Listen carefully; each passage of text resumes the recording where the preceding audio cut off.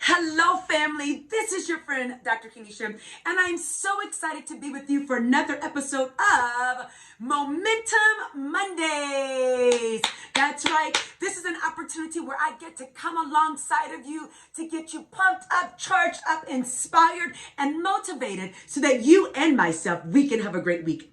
You know this. Listen, my favorite word in the entire world is transformation. And we know the base word of transformation is what? Transform. And the definition of transform is to make a thorough or dramatic change in character, form, or appearance. So then I break that word transform down now into two parts, into an acronym, trans and then form. So when I look at trans, I think of, I take real people and help to navigate them towards their success. And when I think of form, helping people to force themselves into radical metamorphosis or focusing on the right mindset. So last week, oh my gosh, we started a new series. This series is about our thinking. We want to make sure that we think in order to get change. Think in order to get to our dream.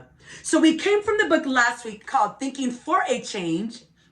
And this is by my mentor, one of my mentors whom I love and respect, Dr. John C. Maxwell. And so we're going to get back to that in just a moment. But I want to ask you, what are you thinking about? What has been on your mind? What have you been contemplating, pondering, meditating on, and for some of you and myself, perseverating on? What are you thinking about? So remember last week I read an excerpt for you, and what I loved about that, it talked about the nature of the seed. And remember it said that when we sow seeds, if we're not mindful, we may sow seeds that are nettles, right? That's like weeds. And then what do we get? We get weeds. But when we sow seeds, that's an orange seed, then we produce oranges. When I sow an apple seed, then that tree is going to produce and yield apples. So be it with our mind, family. The seed of the thought that you place in your mind is just as critical as a farmer planting a seed in his or her field. Just stop, selah, pause, and meditate. What have we been thinking about? And then I want you to take a look at all of the fruit in your life. And I want you to connect them to your seed thought. So, I'm going to share with you a story, and it may seem a little long. I don't think it's too long, but I think it's so important when it comes to this thinking that we want to make sure that we are focusing on. So this is a story that Dr. John C. Maxwell tells in this book that another man shares with him. So stick with me. So it says, "Dear Dr. Maxwell, I discovered the importance of thinking my way to success during my career." And guess what? As a bull rider. Now, don't be thrown off that the person here wanted to be a bull rider. Don't be thrown off by that. I want you to listen to the moral and the principle. "I started bull riding with the amateur bull riding circuit. Not long after I moved to the top of the amateur circuit, I yearned to join the professional bull riding association. So I looked for the top teacher. I met and started a relationship with the world champion bull rider who lived in my area. His name was Gary LaFew. Gary invited me to his professional bull riding arena at his ranch. After it became clear to Gary that I had committed myself to a career as a bull rider, he agreed to help me. Now brace and prepare for this.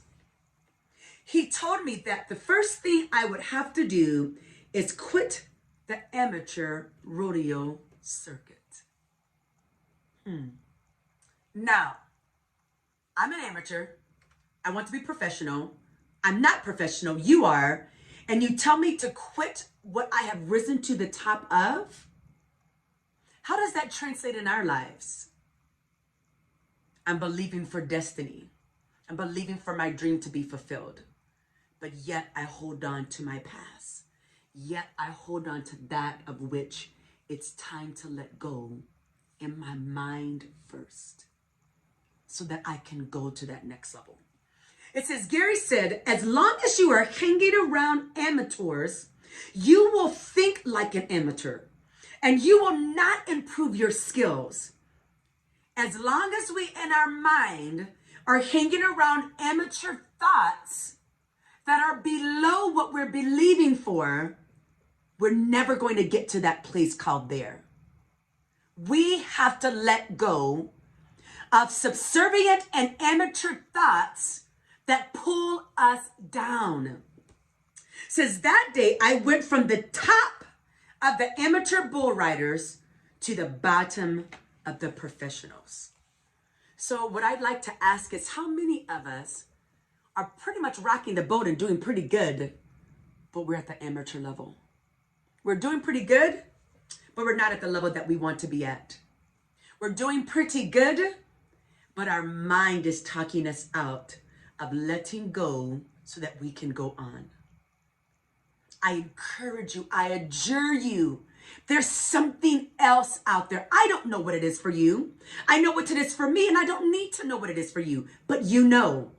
I want you to get to that place called there. And guess what? When you get there, then there's going to be another there. Because as long as we're on this earth, there's going to be a continual journey of growth. What is your next level of growth that you first have to get to right up here in your thinking? I want to get there. I want you to get there. My friends, we are going to think for a change. My friends, we are going to cast down negative thoughts. We're going to cast off amateurish thoughts so we can pick up the thoughts that are going to be good seeds. Whatever the fruit of what you are believing for, sow those thoughts. Hey, this is your friend, Dr. Kenesha. Listen, you know that I love you. You know that I am for you. I want you to get to your ultimate destiny. And listen to me, not just success. I want you to have significance. That's the difference.